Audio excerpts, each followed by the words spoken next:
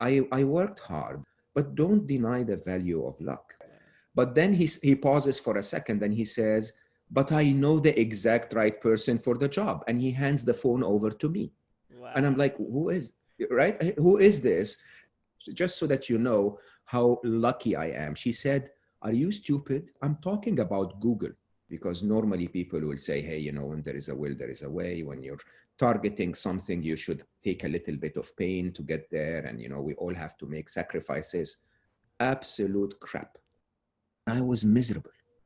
I was clinically depressed, right? The more life gave me, the more I hated life. And I could see her heart break with my own eyes. I could see her heart break. I could see her face change. I could see her tears coming down. And I freaking hated me. And I cried my head off how I could break my daughter's heart that way. Okay. And I decided this was it. This was it. I'm not going to be that person anymore. Being lost is the only way to be found. The trick is, have you ever debated anything your brain told you?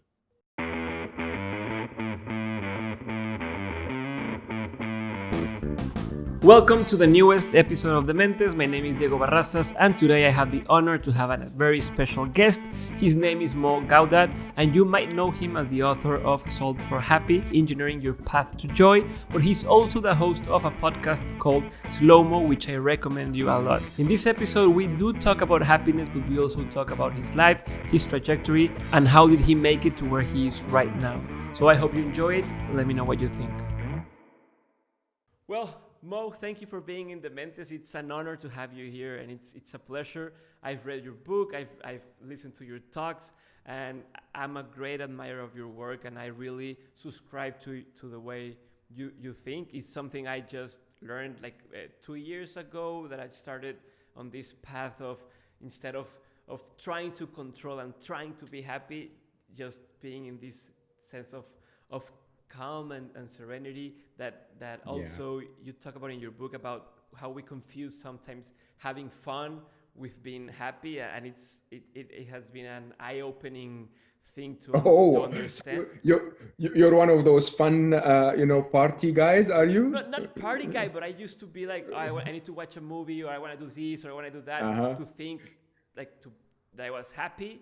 Uh-huh. And now I No, understand that it's not the addition of things that make you happy, but it's even in sometimes a subtraction of things. Now, instead of trying I totally to agree. confuse. I So totally agree. thank you for that. And as I told you, Thank you, by the way. I mean, I'm a huge fan of your work, a huge fan of Latin America, and the opportunity doesn't come often to speak to people, widely. I used to come and visit many, many times a year, but now we're all locked down, and yeah. so this is a very good way to talk to people about happiness at this time. Well, Thank thank you you, for having me. thank you. And I want to start with something that I haven't heard you talk about a lot. They always invite you and talk about happiness and do this deconstruct or how to be happy, and the happiness um, formula. But what I want to talk about right now is a little bit of your background, and how did you Mm. end up where you are right now, and not only speaking and advocating for happiness, but how did you get to be in one of the most desired places for innovators and people in technology, that was, for example, Google X, and doing these moonshot projects? And before that, how did you how did you start it, and when did you understand that this was what you were good at, if you know what I'm trying to say? I know what you're trying to say. I think the answer is I got lucky. Is Really? that's not the answer you're looking for, is it? No, it's whatever answer is okay. But so, I mean, so, so the, do you believe the in luck? truth. Oh, totally, totally. I believe in luck, but I believe in an interesting definition of luck. We can come back and talk about this.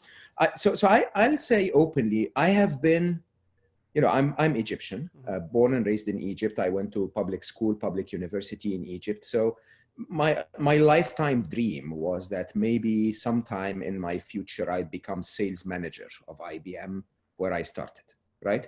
Okay. IBM in Egypt, where I started, and then I went a very, very, very long path down my career. I definitely think being chief business officer of Google X is probably the best job on the planet. Like you can't have a better job than that, right? I used to joke at the time when I was at Google X that Larry Page, our CEO of Google at the time, my only worry is that he would want my job, right? Because my job was nicer than his, and in an interesting way, it is. I definitely believe there are three reasons why I ended up in that place, and none of them is what people always talk to you about. It's I worked hard, or I'm this guy, I'm smart. No. The truth is I was lucky. I did things that I love, and I did things that were good for our planet. Okay, and most people don't understand that, but I'll go through them very quickly if you Yes, let please. me. Not quickly. Take your time. Yeah, okay. Starting from the last one, and you'll be amazed. You'll be amazed. In where I come from, in our Islamic background, we have a saying that if you chase life, life runs away from you as fast as it can. Wow. Okay, but if you help life, life conspires to help you. Okay, and truly and honestly, I was very, very blessed at a very young age with very good friends. And then I got married to my college sweetheart, who's an absolute angel. And, even though we're no longer together, we're still best friends. We stayed together for 28 years, and she shaped me in so many ways around the idea of, you can call it spirituality, you can call it karma, but the idea that you actually don't have to do things just for your own selfish gains. That sometimes when you do things for life, okay, life itself goes like, good guy, you're trying to help me out, I'll help you out. Okay, and I had that many times in my career. I had very clear moments, when you get that aha feeling of, oh, that actually works. When I do well, life helps me, life pushes me forward. And I think the idea of doing well is not a stranger to any of us. As a matter of fact, I always say it's not difficult to do the right thing. It's just difficult to know what the right thing is. Okay. And to try and know what the right thing is requires you to have, how do I say, it requires you to have a very clear commitment to search inside yourself, if you want, to really be open to changing your mentality, to be open to changing your conditioning, what you were told as a child was right and wrong. And we can talk about this for hours if you want. The second thing is, I actually got lucky. I mean, it's not that I didn't work hard, okay? I worked hard. Every time I was given the opportunity, I worked as hard as I could. I worked as smart as I could. But don't deny the value of luck. I mean, just take Google. Mm-hmm. I joined Google at a time when I was the head of emerging markets for the communications sector at Microsoft. And at the time, how old were you? I was 40 when I joined Google. 40. 2017 January is when I joined, and 2017. What is that? 2007. And the idea is, at the time I had already achieved quite a lot. Corporate world was really not that interesting. Often political, and I chose to never be political because I always chose to do the right thing. And as a result, I was really contemplating retiring. And one of my very close friends and very strong allies was the head of Eastern Europe at the time, a German gentleman who had just had a baby. Okay. And so he was traveling across Eastern Europe. It was, not his priority. And he came to me and he said, maybe it's time for me to try and do something more local. And I knew the country manager of Germany reasonably well. So I picked up the phone. I said, hey, this gentleman, I really recommend him. He's an amazing guy. And you guys should take him as sales manager for Germany. And so it happened. Okay. And the country manager of Germany, instead of telling him directly, called me and said, you probably should tell him, you started this whole conversation. So I remember vividly, I was sitting with him in Rhodes having coffee, escaping from one of those conferences that are boring like hell. And we're sitting outside, we're chatting. And I told him, hey, Florian, congratulations, you got the job, right? And he was so happy. He picked up the phone to call his wife and say, I'm going to stop traveling. She was very happy. Everything was wonderful. He puts the phone down and the phone rings, and it's a headhunter, okay, approaching him to join Google. And he basically, I don't know who's on the other side, but he's like, yeah, no, I'm not interested. I just got exactly what I want, right? But then he pauses for a second and he says, but I know the exact right person for the job. And he hands the phone over to me. Wow. And I'm like, who is this? And he goes like, just talk to her. Right. So I talked to her. Agnieszka is now still one of my best friends. And she says, I have this job for you. It's one of the leading internet players in the world. And I said, no, I'm not interested. I think I'm done with corporate America. And she said, no, but this is the largest internet player on earth. And I was like, yeah, but I'm done. I'm really grateful. And she said, and I quote, just so that you know how lucky I am. She said, are you stupid?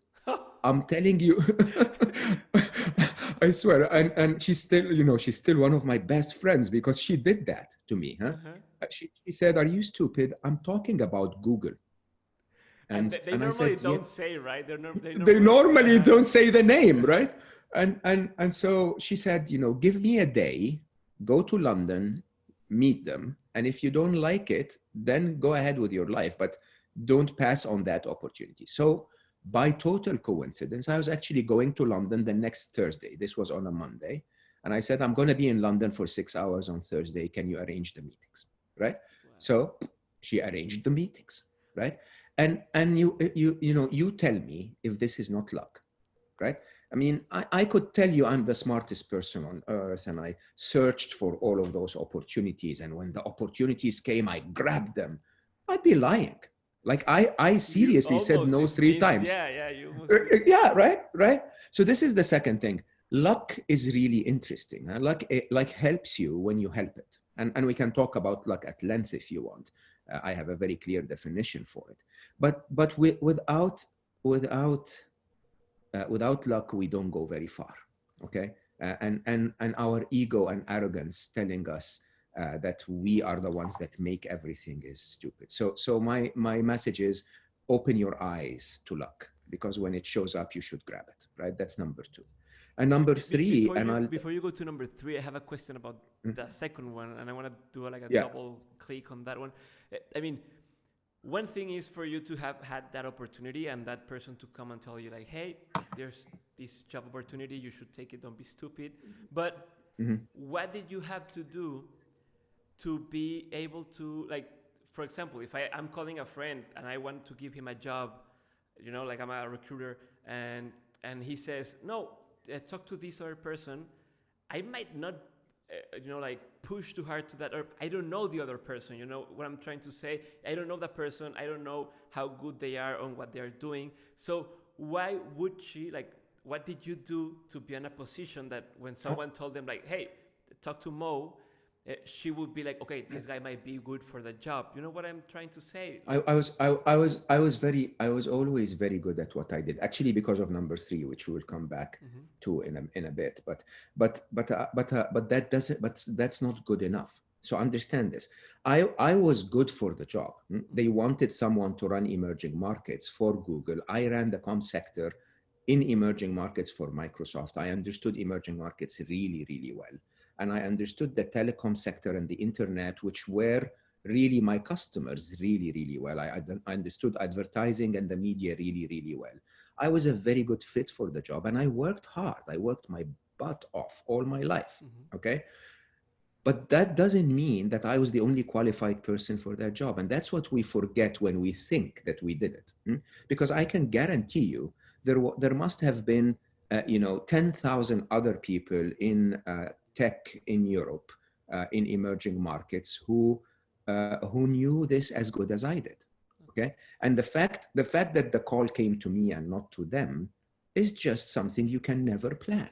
Okay, it's not something you can actually design as a path of your life. You understand? And I think that's also true.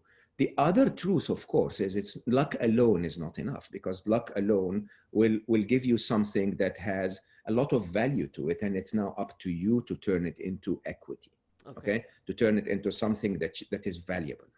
Now, in my view, what really worked very well for me, and a big part of what I now focus on as part of my work on happiness, is I've actually never in my life done a job I didn't like, which which sounds counterintuitive, because normally people will say, hey, when there is a will, there is a way. When you're targeting something, you should take a little bit of pain to get there, and we all have to make sacrifices. Absolute crap. Okay. I promise you, it's absolute crap, right? For the simple reason that we perform our best when we are loving what we do, right? But by definition, ask yourself, are you better with a partner that you're not really sure about, or are you better when you're crazy about her or about him, right? Are you better with going out with friends that you really don't enjoy, or are you better going out with friends that are really, you love them, you really enjoy their company? Are you better reading books that you dislike the topic of, or are you better reading books that you love? Are you better listening to podcasts about things that you don't enjoy, or podcasts about things that matter to you? And the truth is, we are geared as humans, and I teach that a lot when I speak about happiness. We are geared to be tuned for optimal performance, right? And your optimal performance, just like when you're healthy, you perform better than when you're sick, right? And that is why we are wired. If you catch a tiny bit of a flu, to say, oops, something is wrong, I have an itchy throat, I'm going to take vitamin C and rest a little. You're programmed to do this because it's your ultimate optimum mode of performance and survival, right? Similarly, we are wired to do so much better when we're happier, as per my definition of happiness. Not out there in the world surfing and wasting time and enjoying and having fun only. These are important too, but happy in terms of, I like this, I am okay with this, I can spend a lot of time doing this, right? And when we get into those places, it's scientifically proven with surveys, people who are happy are 12% more productive than those who are not. But you don't need a survey to prove that to you, because people who are happy are more committed to what they do. They report less absent leave. They make their colleagues and their clients and their partners happy, so those people want to work with them, want to give them business, want to make them successful. They don't waste brain cycles on complaining and focusing on things that are negative. They're just focused on the positive and focused on trying to make things better. So by definition, if you choose something that you love, you're going to do it better. Okay. And that made a massive difference to my life. And don't think of me too idealistically. Sometimes I did jobs that I didn't like, but no longer than 6 months. Okay. And I made the choice to leave in what was no longer than a month. So, for example, while I was at Google, I was head of emerging markets, for the first 7 years. And in those 7 years, I opened half of Google's businesses worldwide.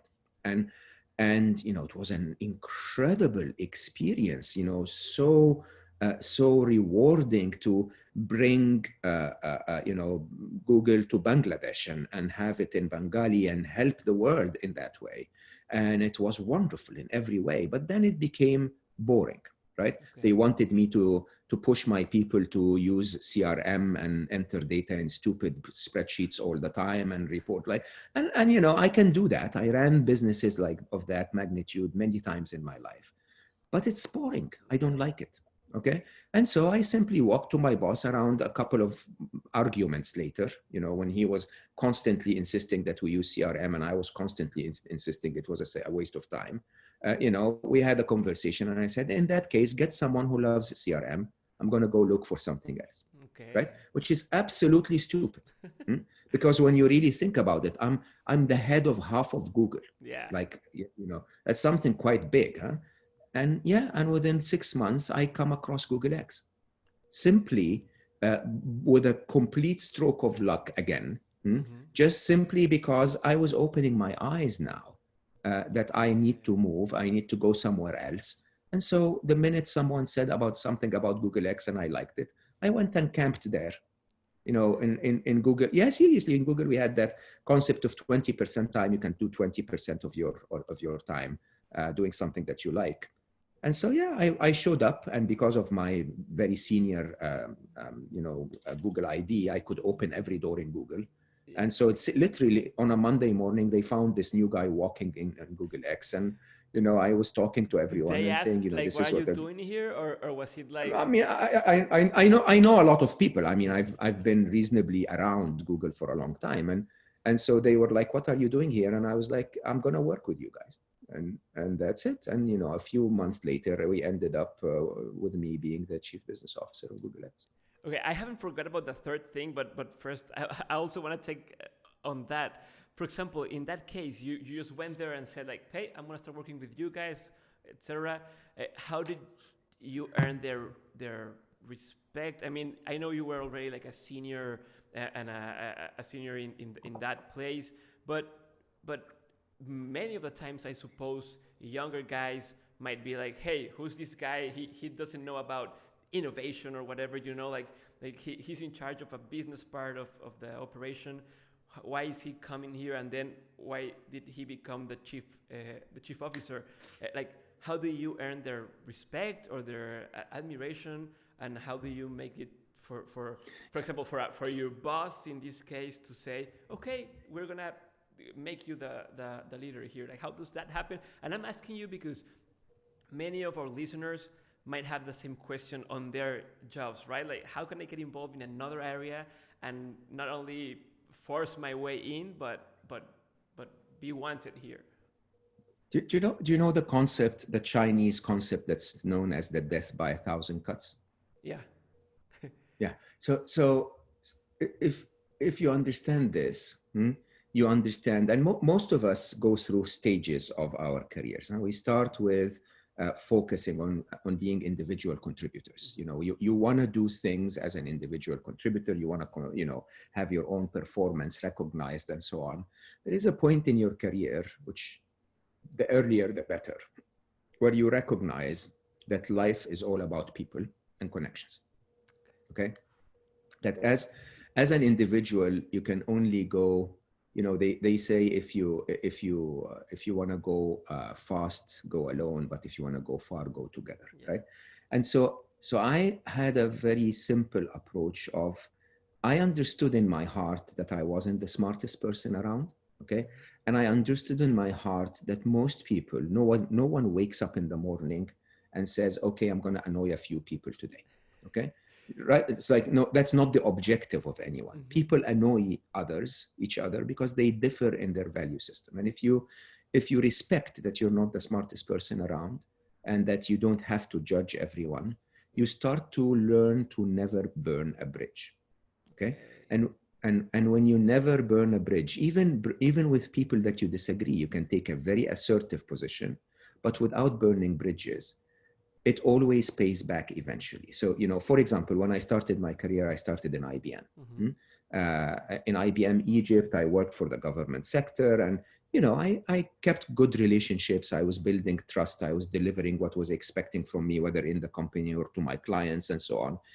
By maybe my mid-30s, mid-40s, between mid-30s and mid-40s, most of my clients became ministers and prime ministers. Most of my customers, which were CTOs or whatever at the time, became CEOs of the largest companies in Egypt, right?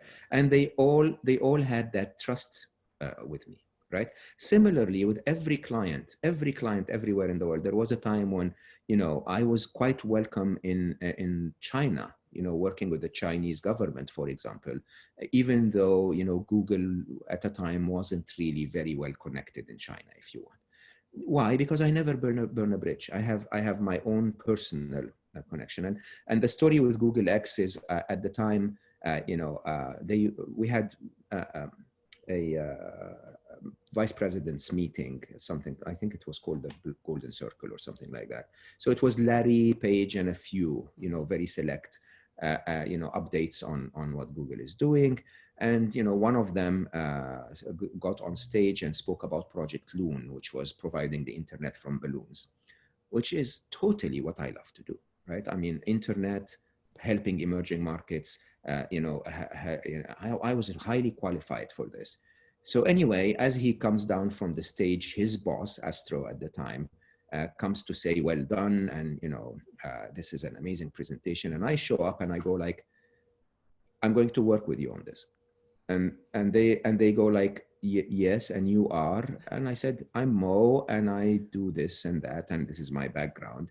And at the time, their head of strategy, the head of strategy for Google X at the time, a wonderful lady that eventually became the CTO of Barack Obama, shows up, and instead of telling them, well done, this is an amazing presentation, hugs me and says, Mo, hi, how are you? Right. And, I'm like, oh my God, hi, so good to see you. And she basically looks at them, doesn't know that I'm telling them I'm going to be working with them, looks at them and says, he's the best person in Google.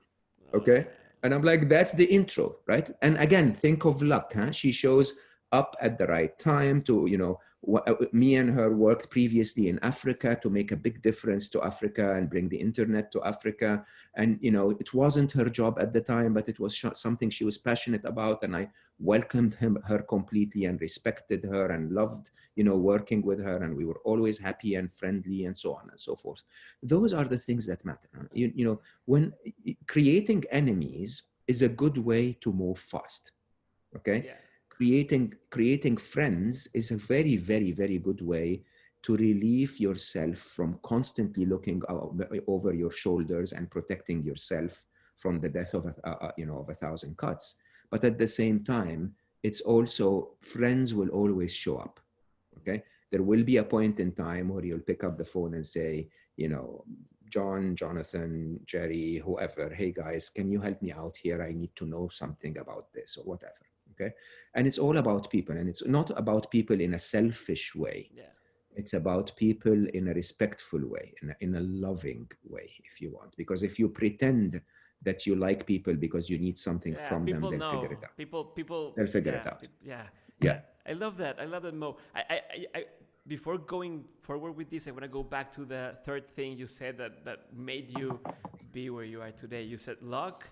You said being good with like trying to find the good things for the world and the planet. And the third thing was, and the third is never do anything you don't love. Okay. If you don't love your job today, don't go crazy and quit. Okay. But make it your intention to find the job that you like. Okay. It may take you 6 months. It may take you a year because of COVID-19, but now you're on track. Okay. And when you interview for the next job, don't interview for something that will pay you $100 more. Interview for something that will make you 10% happier.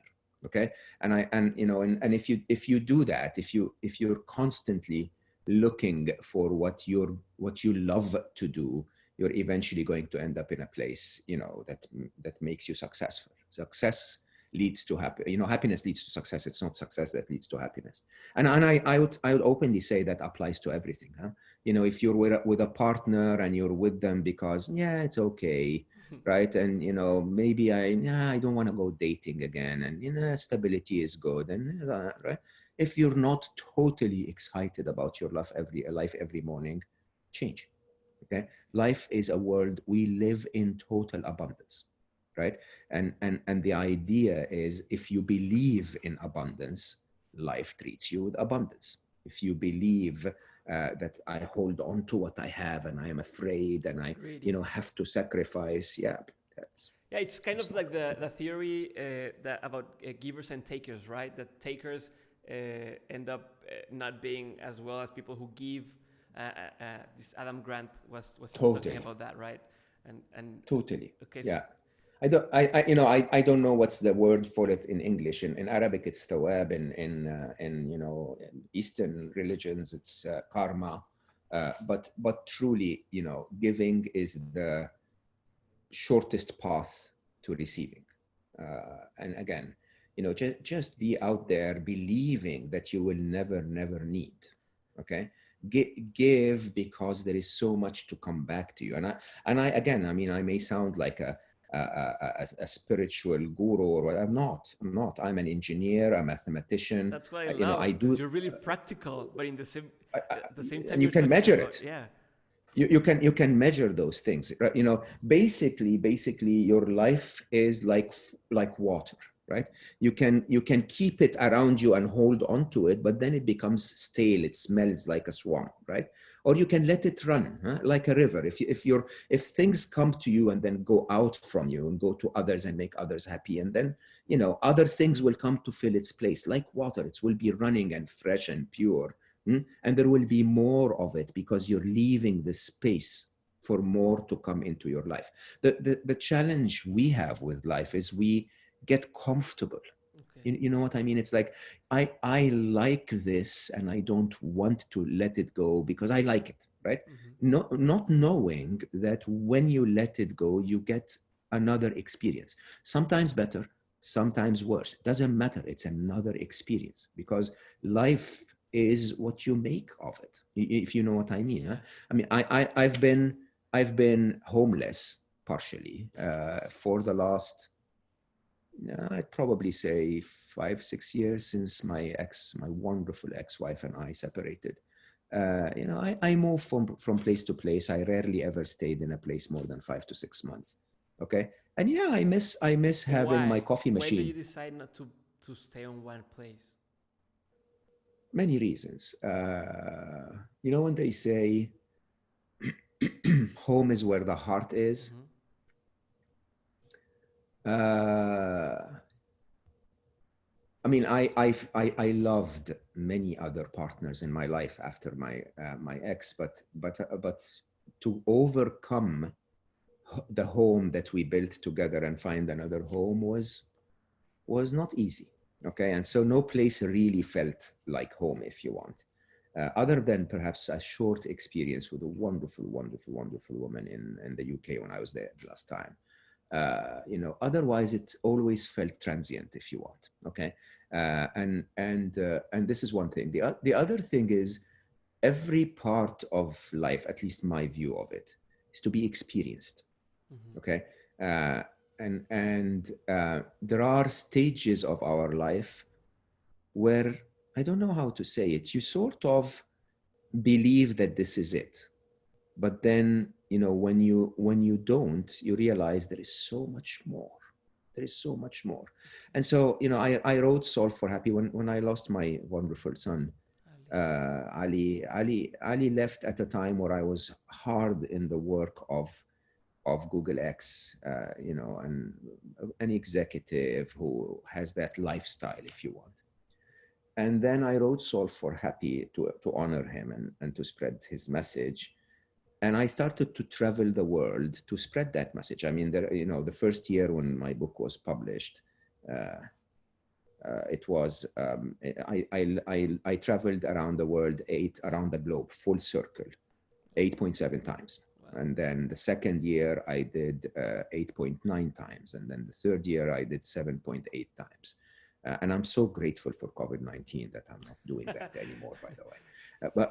But I was driven by a mission, and that mission, for a very long time, I had reduced my entire life to 2 suitcases, one small one that I can take with me on the flight and one that I check in. The one that I checked in was specifically between 22.8 kilograms and 23.2 kilograms. The difference was protein bars. And that's because they wouldn't allow me to check it in if it's higher or lower. And so, and part of that experience was that I needed to count the 14 t-shirts that I can take with me everywhere. If I wanted to buy a new t-shirt, I had to give one away. And that had so much joy to it, Diego. Very different kind of joy to the joy I had when I had 16 cars in my garage, right? Now I had 14 t-shirts, and that is it. And so you start to live a very different flavor, which is, there is not going to be a t-shirt allowed in my life unless there is a massive love story between me and that Okay. t-shirt, because it takes, 7% of my t-shirt quota. So that's quite serious. Huh? And when you start to see it this way, and I say that with tremendous love. I mean, I'm a huge fan of Mexico.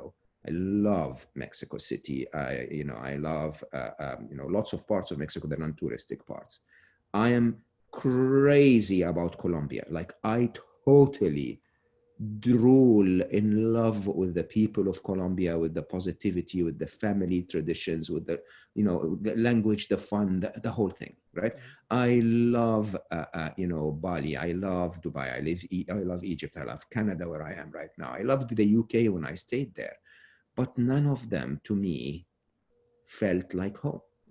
None of them yet. I mean, I'm still seriously considering Colombia, to be quite honest. But none of them really felt like this is it. This is where I should be. And because I had that mission rolling in my blood, I was just moving. The freedom that you get with moving is quite something. It's quite something. The freedom not of seeing places, by the way, I'm not the touristic guy, huh? But the freedom of no attachment. This is, by the way, one of the highest spiritual targets in spiritual teachings like Buddhism or Hinduism and Sufism and so on. It's that idea of no clinging, that nothing, you don't hold on to anything, is massive. It's total freedom. Yeah, you have no weight, right? Like a less heavy life, if you want to call it that. And do you think you're ever gonna find home again? Like, but or what would it take to find something that you can call home again? So I'm not homeless, and let's call it I'm multi-homed.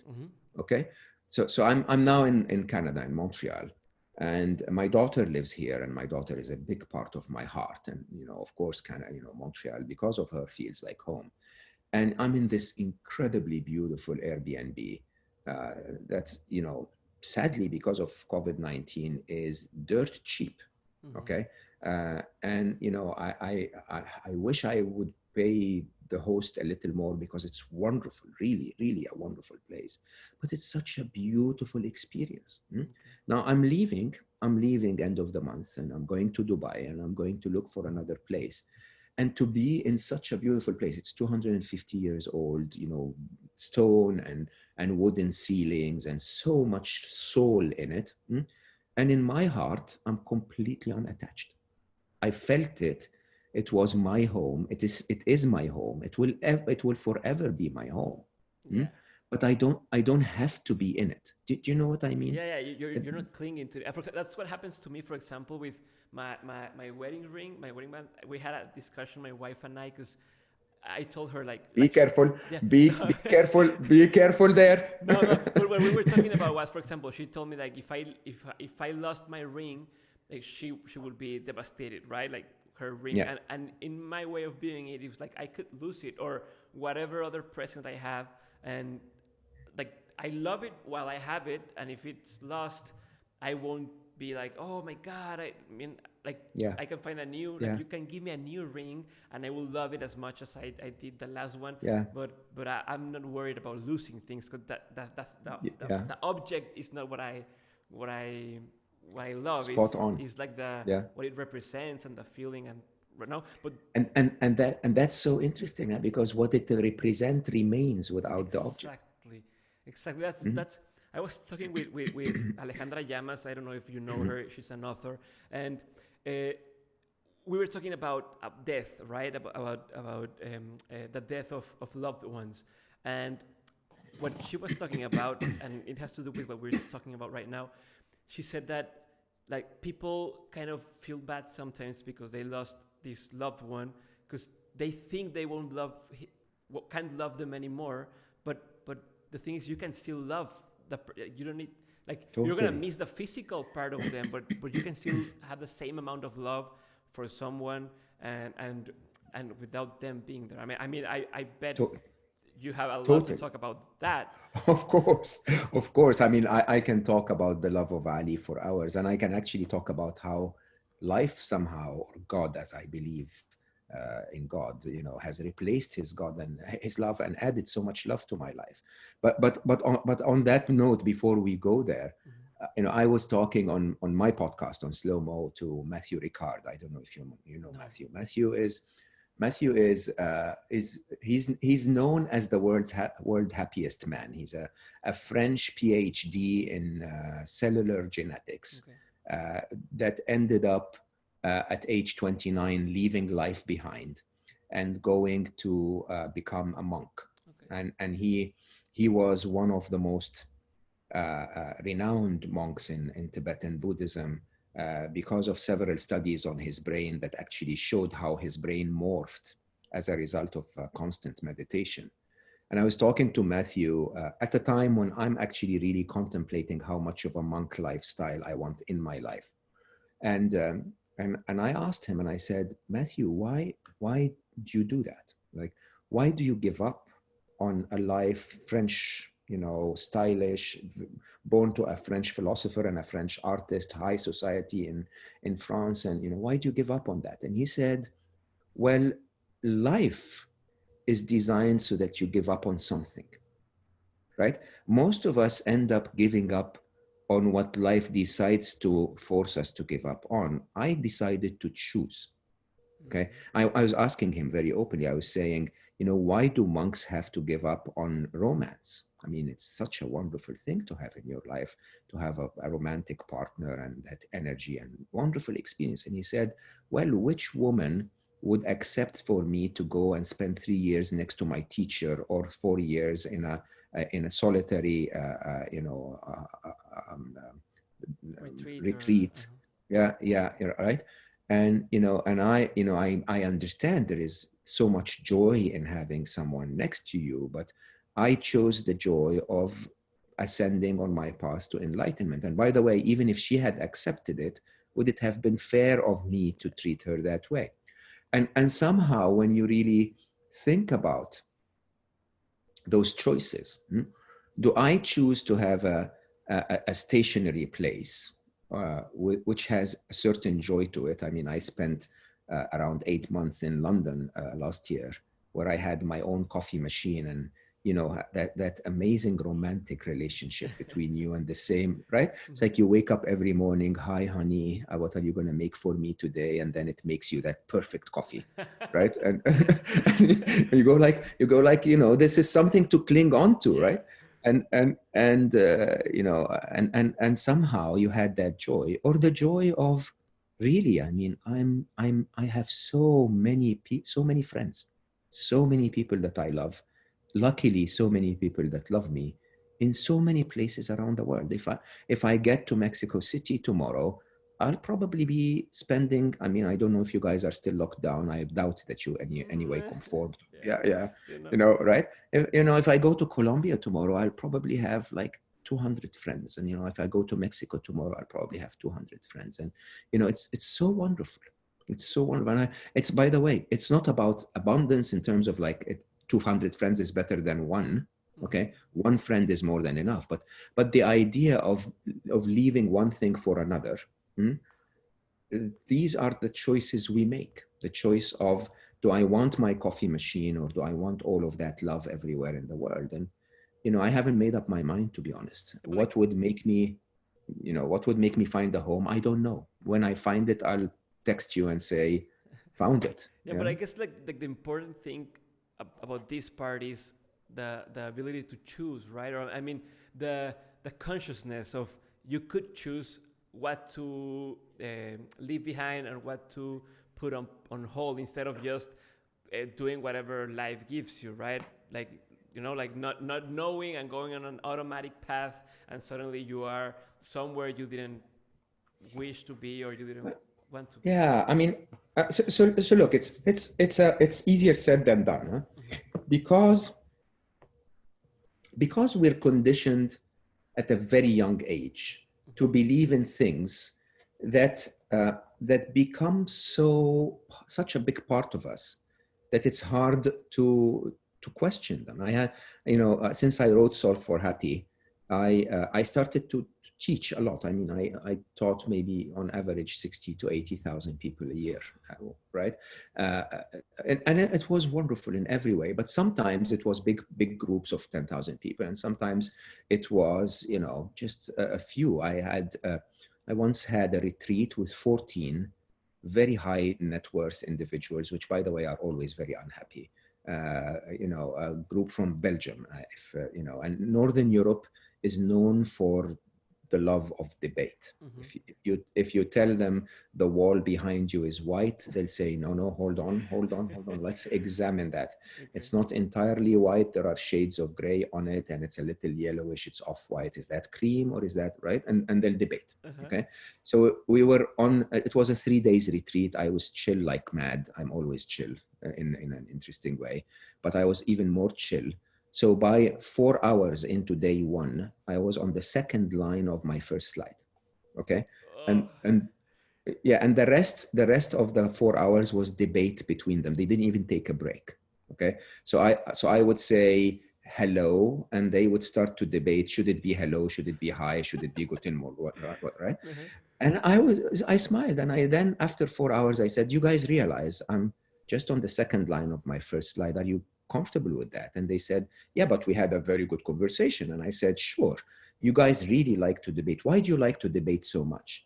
And they said, because it's the way to find the truth. And I said, hallelujah, absolutely. We all want to find the truth. Have you ever debated anything your brain told you?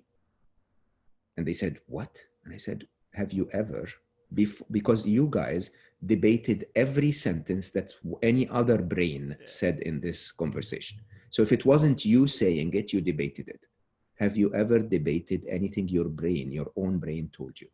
And they said, no. And I said, so how do you know if it's true? Right? And that is the absolute truth, Diego. That's the absolute truth. Is, you know, I was born in the Middle East. You know, you may find that really shocking, huh?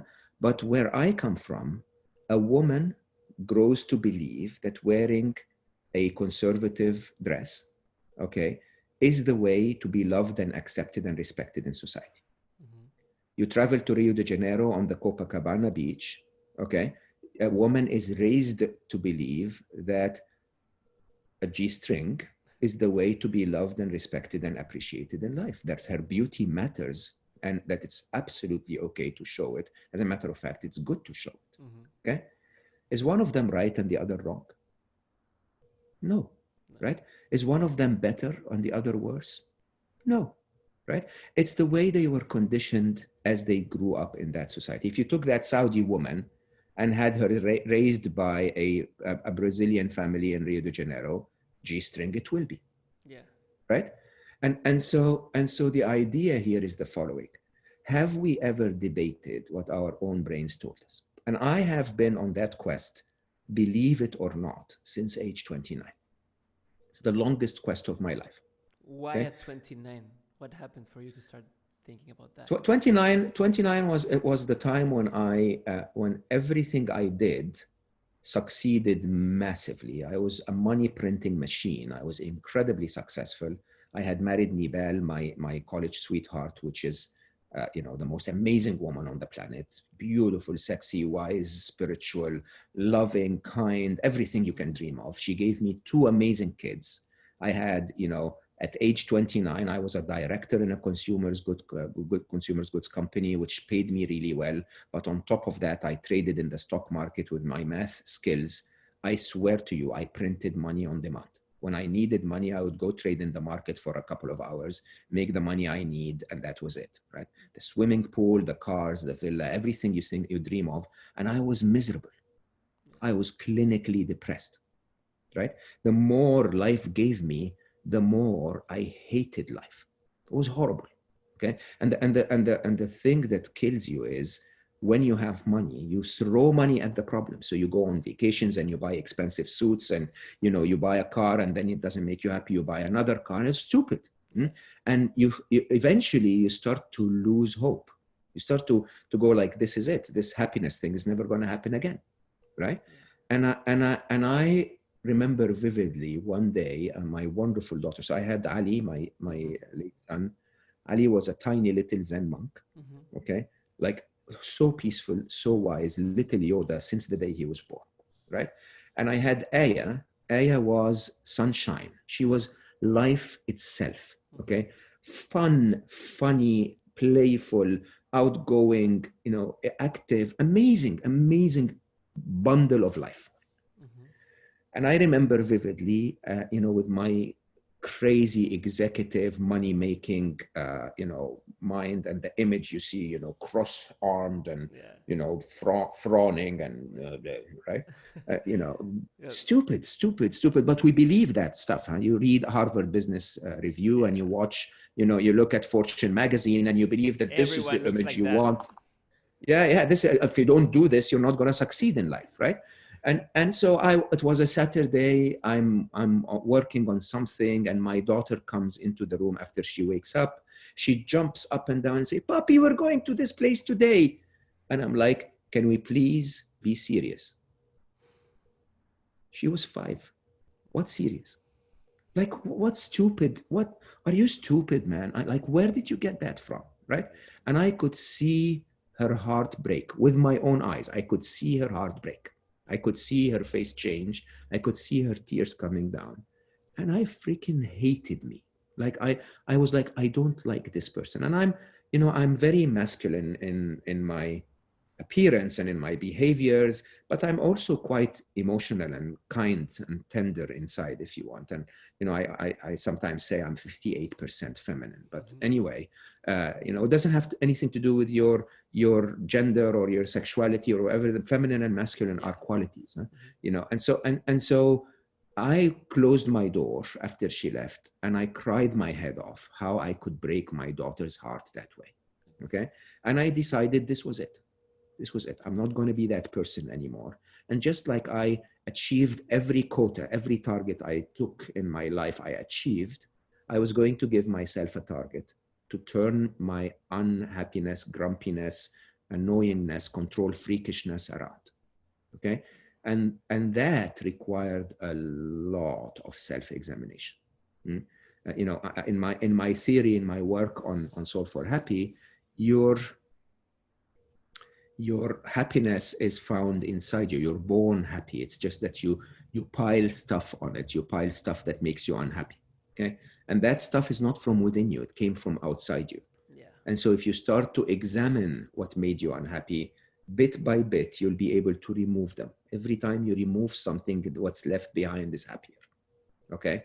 And so there was a ton of self-examination, the conditioning of being a Middle Eastern, the conditioning of being a man, the conditioning of being, an executive, the conditioning of being a software engineer, the conditioning of being a mathematician, and the conditioning of religion. I'm still very religious, but not the way I was conditioned to be religious. You know what I mean? Yeah.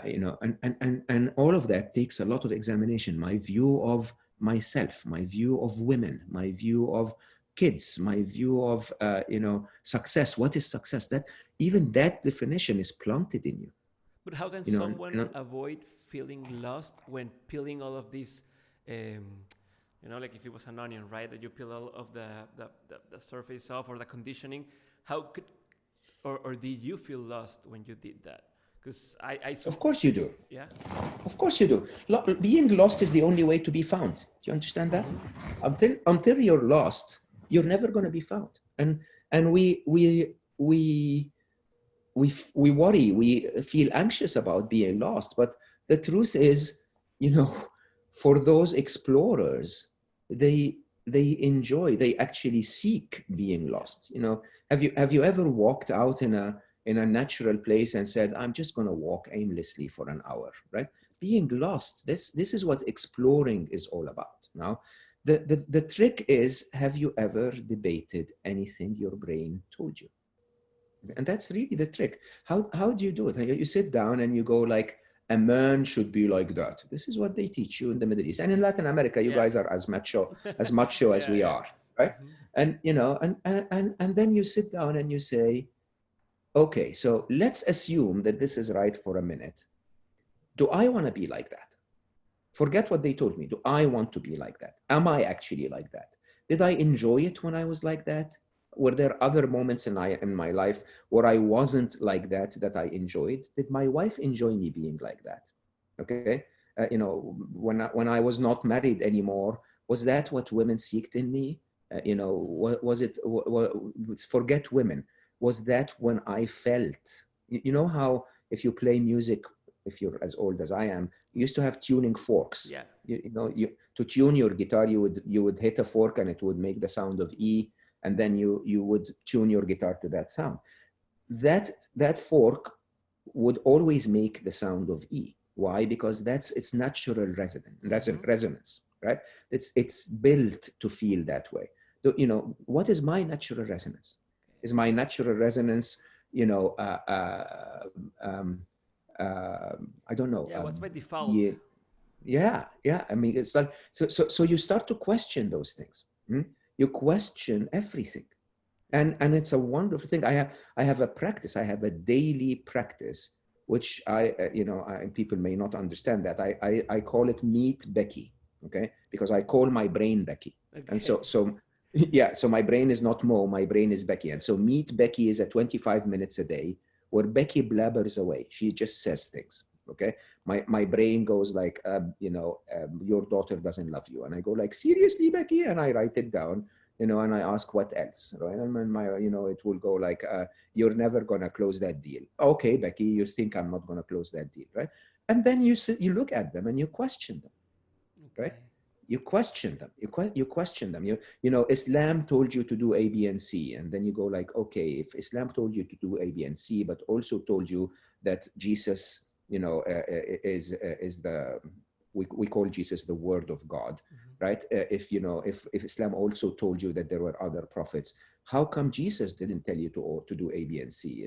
So one of those statements is not correct. It's just analytical thinking, right? And then you start to think through those things and say, okay, so Jesus said this, Muhammad said that, and my wife said this. What do I want to say? Like, what do I feel? Okay. And when you found that, you found yourself. You found that E sound. You found that natural resonance. Okay. And when you found that natural resonance, you start to tell yourself, am I brave enough to live that natural resonance? Well, that's another big question, right? Because one thing is to say, okay, now I get it. This is how I feel. This is who I am. But would I be accepted that way? Would people go away if I am who I really am? Would I lose my job? And that requires courage, right? That requires you questioning that statement. Okay. So seriously, will I be accepted if I was that way? Right? Very good question. Where did you get the idea that you're accepted now? To start with, okay?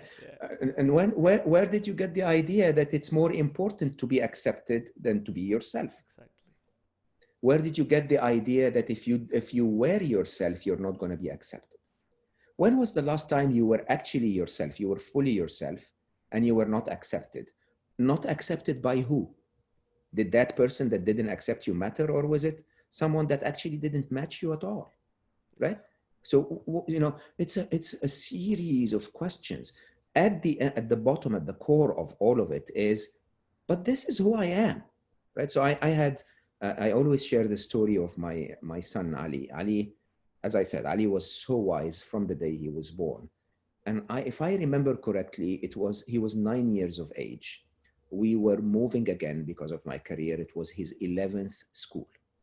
Okay. And so anyway, Ali decides that he wasn't going to be, selective in friendships this time, because who cares anyway? We're moving again. And so a week in, he comes home from school. He says, I met this guy, George. He's nice, right? And a week later, he comes home from school and says, Papa, if George calls, tell him I don't want to be his friend anymore. He's 9. Okay. And I said, why, Habibi? He said, yeah, it's just too much effort. Right. So Ali was that little Zen monk. At 9 years old. Yes, listen out. Huh? Wow. Ali was that little Zen monk. George was the devil himself. Okay, I mean, not in a bad way, but George was hyperactive, destructive, loud, Energy vampire. and energy, exactly, right? And so, literally 3 minutes later, the phone rings. George is on the phone. He goes like, "Hey, is Ali here?" And I'm like, "Yes, he's here, but he said he doesn't want to be your friend anymore." Like, I'm now the embarrassed one. Yeah. And of course, George, being George, answers by saying, "Okay, I'm coming." Like, what? I just told you he doesn't want to, right? Anyway, he hangs up. He shows up like 20 minutes later. His mother drops him at the door and leaves. Okay. And he's just, rings the bell, comes in, runs around everywhere. And I'm like, where's Ali? Where's Ali? And I'm like, Ali said he doesn't want to be your friend. And like a dignified little Yoda, Ali starts to come downstairs very slowly saying, "George, as I told you, you're a wonderful person, but I'm just not like you. Okay. Anyway, feel free to play as much as you want until your mom comes and picks you up. Anyway." So I go upstairs with Ali after a while. I go like, "Ali, why?" And he said, "Papa, look, George is not a bad boy. It's just very different than I am." Okay. And I realized that if I'm with George, people that I like will not come and be my friends anymore. Okay. It will take me a lot of effort to be like George. I will never be good at it. Okay. And people that I like will not want to be with me anymore. So I thought it's better to stay alone until I find people that I like. Wow. Now, listen to the wisdom. In his view, it's not about being accepted. It's about being accepted by those that matter. Okay. He understood instinctively. By the way, no, Ali wasn't extra smart. He was just not too conditioned. I mean, he was super smart for me. Sorry, Ali. Sorry, but the idea is this. Huh? The idea is: do we want to be accepted by everyone? Which basically means we have to pretend all the time. Which basically means that we are going to be not accepted anyway, because the one they will accept is the one you're pretending to be, not the one that you really are. Okay. Or do you want to say to yourself, well, look, truth is I am quiet and I am not fit with those who are jumpy and energetic. Okay. And of course, this is who I am. This is how I want to be. And literally a week later, Ali meets Max. Actually, he meets Jack first. Jack is still, was still his best friend until the day he died. Then, right after that, he meets Nick, because Nick likes Jack and accordingly likes Ali. And then they meet Sam, and they eventually ended up being that group that everyone adored because they were not pretending to be anything. They were just showing up, chill like hell. And everyone loved that they wore their hearts on their sleeve, if you want. But how does a kid learn that? Like, I mean, because I didn't say how do you teach him to be like that, because I know it might not be, but how do you help your kids?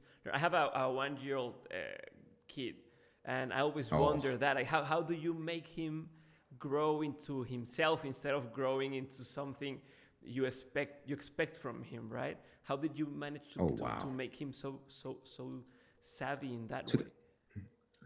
You don't make a child anything. That's the trick. Okay, so there are two sides to this question, because how do you teach him things is one thing, and how do you let him become himself is another thing, right? Common among them is how you are, how you behave, and more importantly, what you define success as. Okay. So most parents believe that if my son grows to be rich and handsome and famous, then I've succeeded to raise a good son.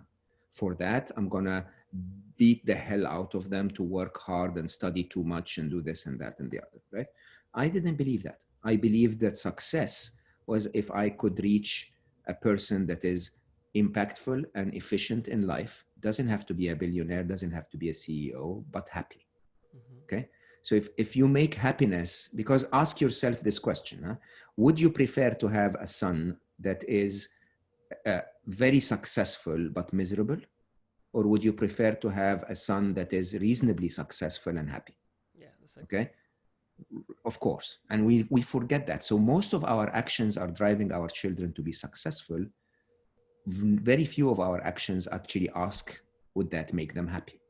right?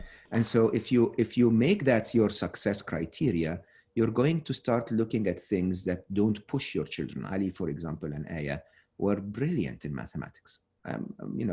They got the math genes from daddy. Mm-hmm. But they didn't want to be mathematicians. Aya wanted to be an artist, okay? And Ali, in a way, wanted to be a philosopher, wanted knowledge, wanted to understand things, okay? Now, I could have pushed them. I said, are you stupid? You guys are good. I'll tell you, I'm really good in math. I can make you really good at this, okay? I didn't. I just, when Nibel Habibti, my ex-wife, she followed society for a while. And so society in the upper middle class in the Middle East basically says you take your children from piano lessons to tennis lessons to swimming lessons okay?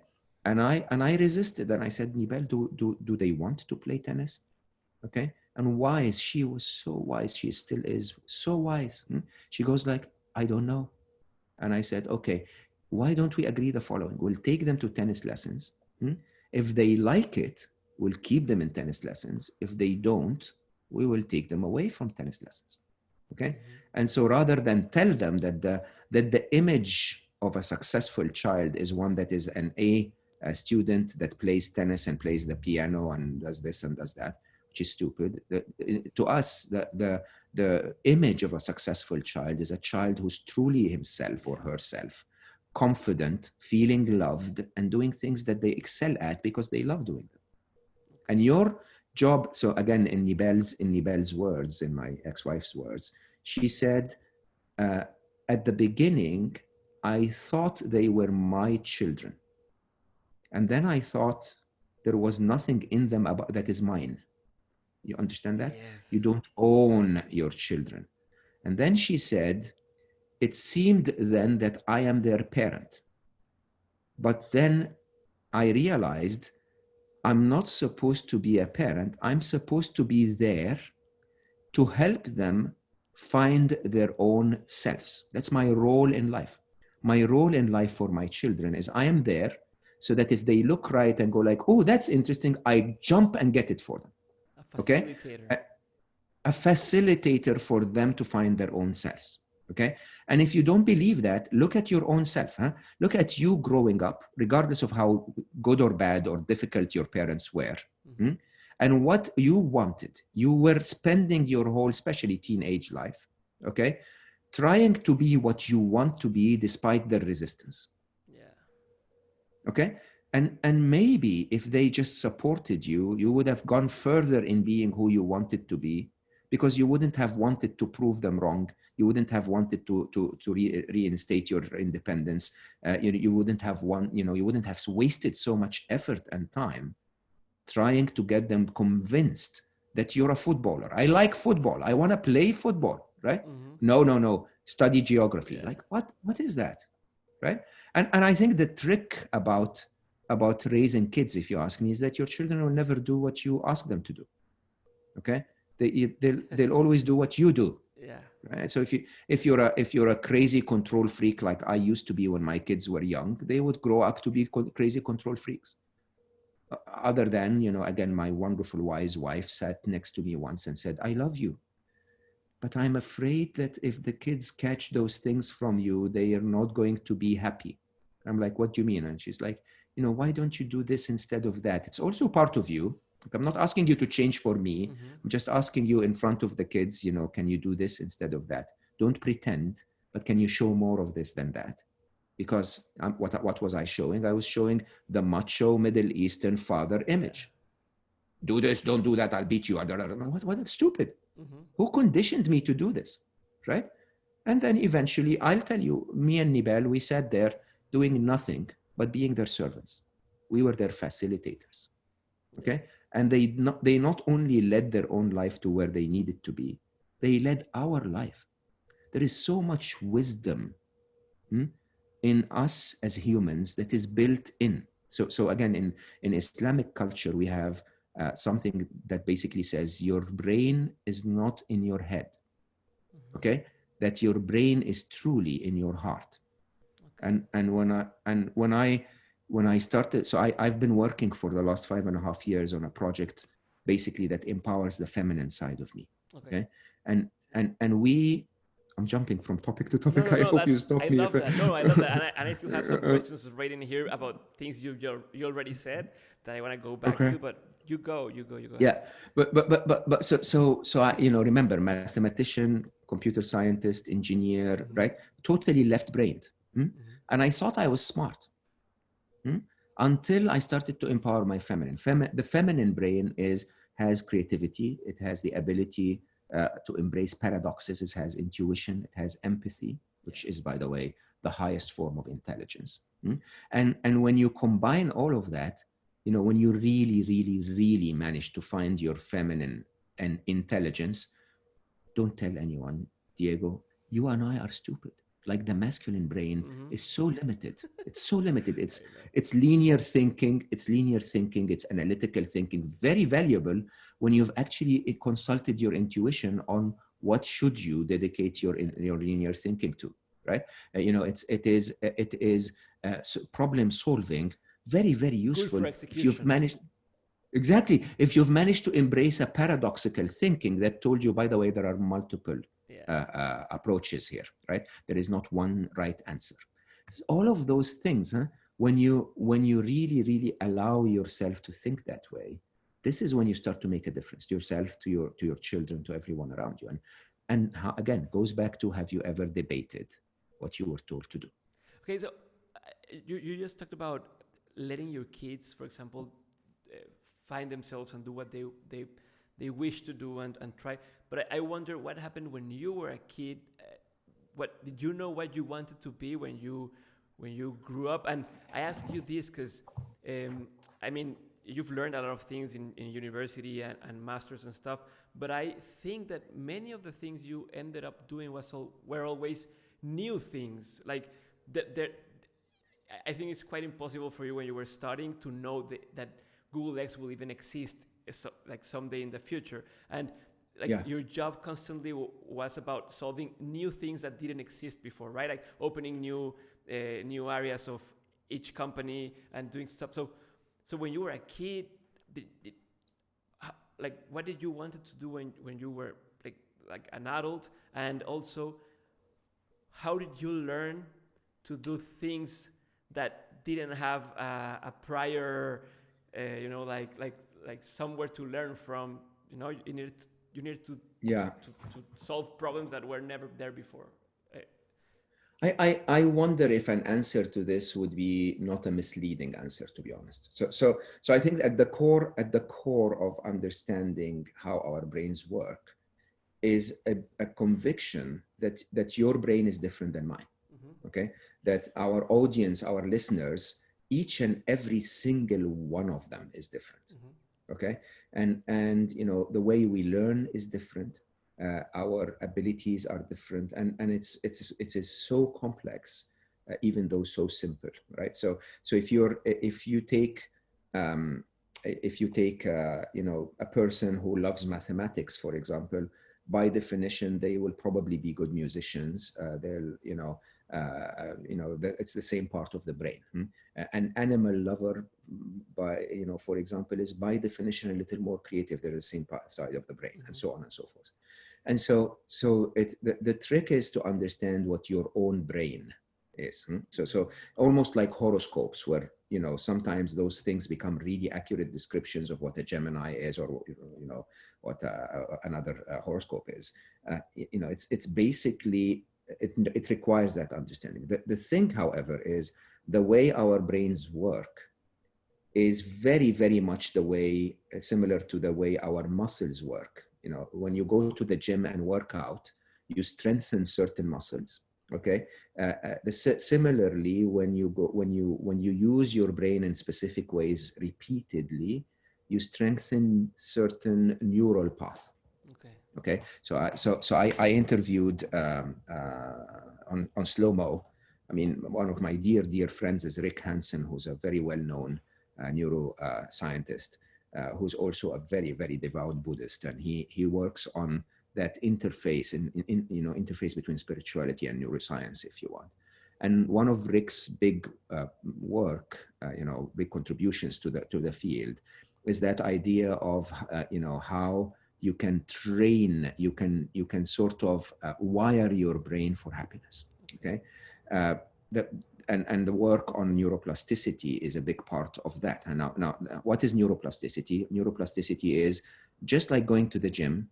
If you go to the gym in Europe, most of the machines are for upper body lifting, right? And that's why the gym is mostly frequented by men, and they're all pumping iron, right? If you go to the gym in Latin America, at least the ones I went to, it's mostly frequented by women, and it's always squat machines.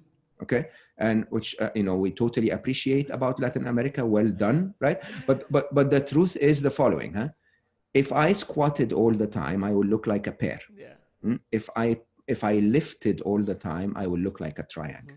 Now, whether a pear is better than a triangle or a triangle is better than a pear, it doesn't matter. But the truth is, what you use grows, and what you don't shrinks.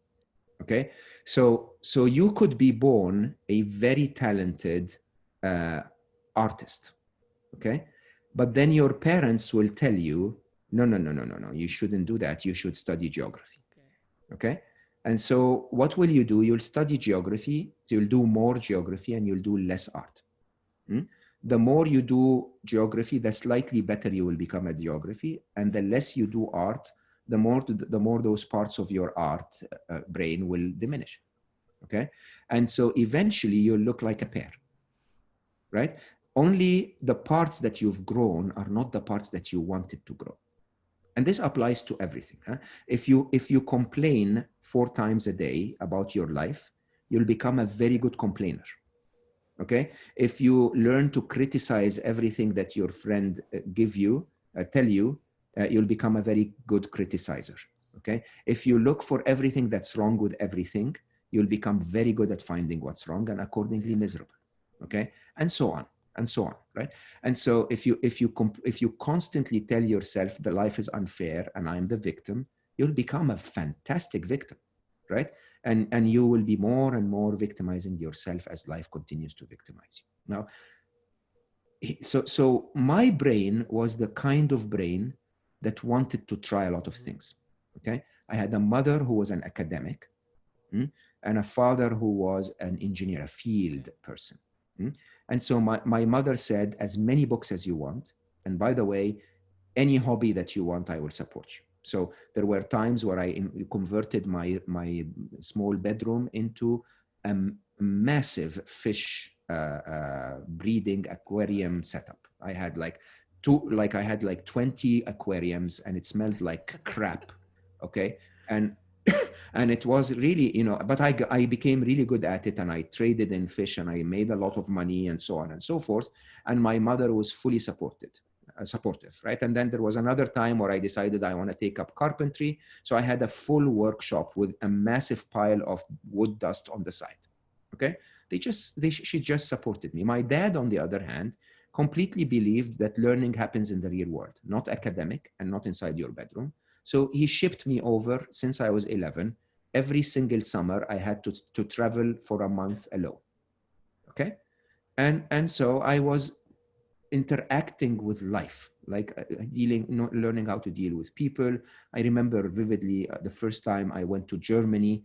I didn't know that Germany closes down completely, at least at the time, on Sundays. So he gave me dollars. I didn't have Deutschmarks, and I needed to go and convert money on Saturday evening so that I have, Deutschmarks at the time, and basically I was having fun and going out with friends, and I didn't do it. And I was starving to death by Sunday evening, right? Teaches you a little bit of planning, that, you need to think a little bit ahead. And so between those two, should every parent do that to their children? No. Okay. Should every one of us do this to themselves? No. You need to tell yourself, am I looking for, a strong upper body, or am I looking for a curvy down body, lower body? And then choose the exercises that get you there. Okay. Right? And the trick is this, huh? The trick is, don't lift too heavy. Don't put 200 kilograms and do 1 squat. Do 10 squats, 5 sets, 4 days a week. Okay. And the same applies to your brain. Huh? You want to be happy. learn to do something that makes you gratitude. Learn to think about the things you're grateful for every night for 3 minutes, because that's how neuroplasticity works. It builds brain cells. It reconfigures the wiring of your brain over time. Perfect. Mo, we're running out of time, so I don't want to keep you here more than we agreed. But I have a couple of questions still, if you would let me answer them. And anything you want. Okay, perfect. So one thing would be, it has two sides to the question. The first is, have you learned? I mean, how has your understanding of happiness changed since you published the book? If it has, I mean, if something has changed in your way of viewing happiness, and also, how do you avoid becoming or feeling some sort of constraint? Like, I bet people ask you when you're sad, like, how can you be sad if you wrote about happiness? Like, how do we avoid becoming that character that always has to comply with what you said before in your book? I don't know if what I'm saying makes any sense to you, and do you have any answer to that? So let's start with the second one. I think the second one leads us better to the first one. Okay. So if I am to win the confidence of people in terms of trusting my word on happiness, I need to be the Olympic champion of happiness. Okay? And to be the Olympic champion of happiness requires you to exercise like an Olympic champion, right? Does that mean I'm always happy? Of course not. Now, in my definition of happiness, happiness is equal to or greater than the difference between the events of your life and your expectations of how life should be. When life misses your expectations, you're bound to feel a negative emotion. When life misses your expectation, you can feel worry, you can feel sad, you can feel regret, you can feel shame, whatever negative emotion is there, because unhappiness is a survival mechanism. It's part of our instinctive nature to detect things that are suboptimal. So your brain's primary function, believe it or not, secondary function is to invent iPhones, right? But the primary function of your brain is to detect any suboptimal situations and alert you to them so that you do something about them. Okay, so you go home tonight, your wife says something that is a little harsh. You don't feel unhappy because of any reason other than your brain is saying, "Oh, something is wrong here. I need to take action. I need to take charge of this. I need to do something about it." Now, that basically means that we're all going to feel that. As a matter of fact, it's unhealthy if you try to not feel that way, because it would be similar to you trying to, shield the pain of touching electricity, right? The pain is a survival mechanism that gets you to move your hand away. So, I'm supposed to feel worried if someone I love is not feeling well. I'm supposed to feel that way because it's a survival mechanism. But that is pain. That is, whether emotional or physical pain, they're the same. They're there for a reason. They're like the fire alarm telling you to take action. Unhappiness, on the other hand, is totally useless. So if she says something harsh, you feel unhappy, you feel worried, you feel sad. And then you take yourself up and you go to her and you say, "Baby, we need to talk. What you just said made me feel sad." You've used that survival mechanism to survive, to thrive, okay? But if you take it and go like, she doesn't love me anymore, right? And then you wait 3 days and then you start to say, must be because I'm getting fat. And then you wait 2 days and you say, oh, she's never gonna love me again, okay? And then you wait 2 days and say, I'm gonna be without her. I hate dating. I'm gonna spend the rest of my life alone, right? All of that, you can keep building. You can keep building the drama. It's almost like YouTube of unhappiness. Okay, it's like, remember that little video we saw last Friday? Let's play that again. And let's play it again. And let's add a little bit to it and let's make it horrible. That is what I practice. Okay, so my practice is not trying to numb my ability to feel unhappy. It's useful to feel every emotion. It's wonderful to feel every emotion. It's what makes us alive. My practice is how quickly do I recognize that feeling, and how quickly do I go through what I call my happiness flow chart, and bounce back to happiness. Bouncing back to happiness is what matters. And I say that publicly, and I'm not bragging. But with years of practice, my average bounce back time from the second I feel unhappy to the second I feel I have gone through the thinking and dismissed the unhappiness is on average 7 seconds. Okay. And it's not, I'm not, this is Olympic champion level. Okay. But it's not difficult at all. It's actually quite logical. Most of the things that make us unhappy are not worth the unhappiness, and they are calling for an action. So take the action.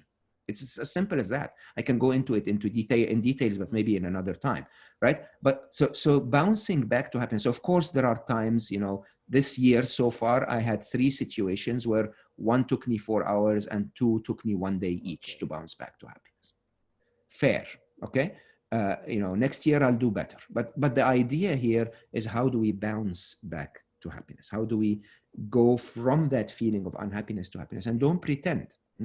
Pretending that you're happy all the time, this is toxic positivity. Okay, it's not supposed to be there. You're supposed to feel and supposed to deal with what you feel. So this was your first question, or your second question. What was the first one? Your understanding of happiness has changed after the book. Oh yes. So I again, part of being the Olympic champion has been the 80,000 people I interact with, many more actually on social media, and I pay a lot of attention. Okay, and I learned that we are, from a design point of view, like cars are all more or less the same. Internal combustion engine cars or electric cars are more or less the same. We all operate on the same engineering principles, but we end up being designed differently. So an Audi is different than a Toyota in many ways. Okay, the happiness equation applies to all of us exactly the same way. The 6 grand illusions apply to all of us exactly the same way.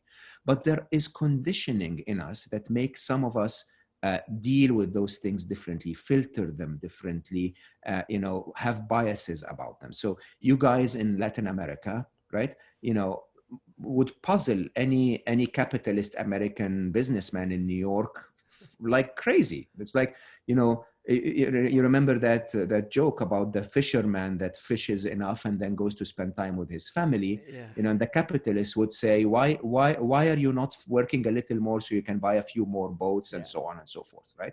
And then the fisherman asks, so why would I do that? And the capitalist would say, so that you can actually finish your work early and go spend time with your family. And the fisherman would say, yeah, I'm doing that already. Okay. And so in Latin culture, we believe that family matters. We believe that our relationships with friends and our love life and dancing and enjoying life is a big part of the Latin culture. That is a very good way to solve your happiness equation, right?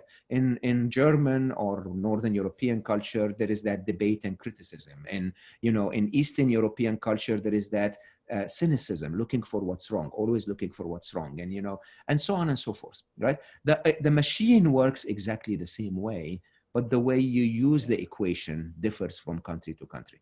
Okay, more or less at the end of the day, I will narrow it down to the mission, really, to 1 billion happy. I believe that people are happy when they make happiness their priority.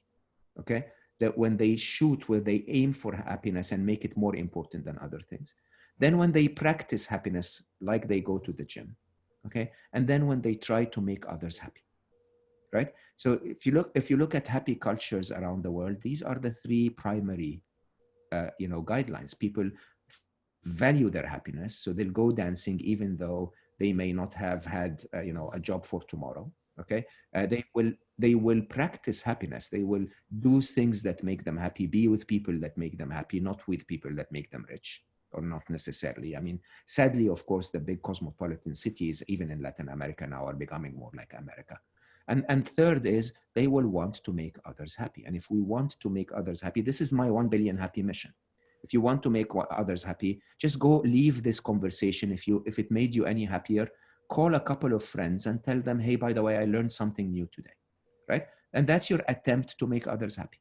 And if two of us tell two, who will tell two, who will tell two, who will tell two each, we'll get to 1 billion happy in no time.